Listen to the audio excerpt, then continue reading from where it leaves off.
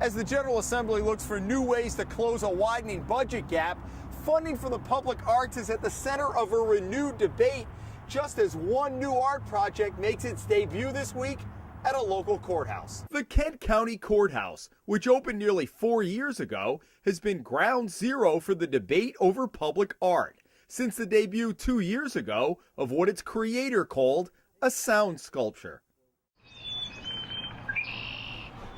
A system that greets visitors with the recorded chirping of local birds. Critics dubbed it the Bird Machine and wondered why it cost more than $100,000 to install. This week, Phase 2 is now complete. Glass panels that greet visitors as they use elevators on each of the building's 4 floors, representing winter, spring, summer, and fall. Public art is important. It's extraordinary, and it adds to the message that public facilities have to offer. 20 years ago, the General Assembly passed a bill requiring at least 1% of the cost of any new or renovated public building be spent on art.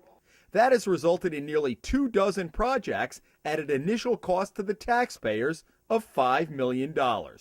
From T.F. Green Airport to several projects at the Rhode Island Convention Center, the State Traffic Court to URI, and of course, the Kent County Courthouse. Randall Rosenbaum heads the Rhode Island State Council for the Arts, which oversees the public art program. He successfully staved off attempts to cut back on the program, convincing Governor Kucheri to restore more than $400,000 he eliminated in next year's budget. Since the ancient Greeks, art has been part of every public structure and facility. But even in these challenging times, and this isn't the only challenging time we've been through, public art and the aspects of public art have been important parts of state buildings and facilities. If art is intended to spark discussion, the projects have certainly achieved their purpose in Kent County, where the bird sounds continue to surprise many first-time visitors, and the new glass panels are positioned in front of the windows coming off each elevator.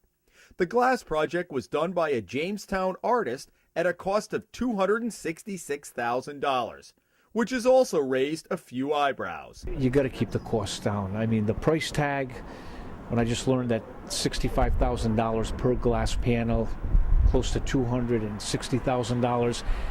I know the law allows that type of spending. That was part of the budget, but at least cut back. State Senator Lou Raptakis was so upset by what he called the Bird Machine 2 years ago, he filed a bill to reduce the 1% spending requirement on new buildings.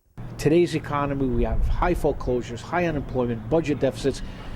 Even if we can save a little bit of money here, there, it adds up. These are enormously expensive kinds of things to do. It's not like going to a Central Falls glass for the kind of glass that you put into your house. Rosenbaum also maintains that if the 1% didn't go toward art, it would be spent on other things in the building, such as carpet or furniture.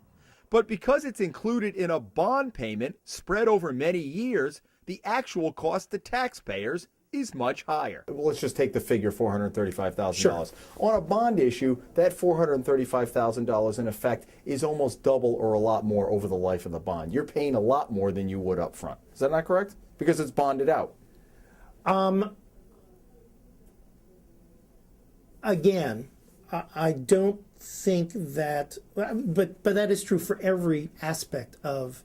But you're saying that it's not that much savings, but in effect for the taxpayers over the long run, it's a discussion they're having with pensions right now. You're going to pay me now or you're going to pay me later. Rosenbaum says if you read the law literally, the Arts Council could be putting projects in every single new building, but in consideration of the tough economy, has scaled back and chosen a few high-profile projects. State Police, for example, saw the inclusion of a statue honoring the fallen state police of past decades as being a really important thing to include in their new headquarters building. Well, with all due respect to the state police, how important would they feel if you said, all right, fellas, we're going to pass the hat and you pay for it?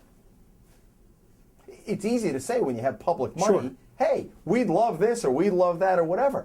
I mean, we're in the Great Recession right now, and why are we spending that type of money where we could have said, look, let's see what else this money could have been put into a better use, or even return that money back to the project itself. And while the public art program has so far survived the governor's budget acts, it still needs General Assembly approval in a season where almost everything is on the table. You put a piece of art in a public building while the rest of the building depreciates, loses its value as it ages.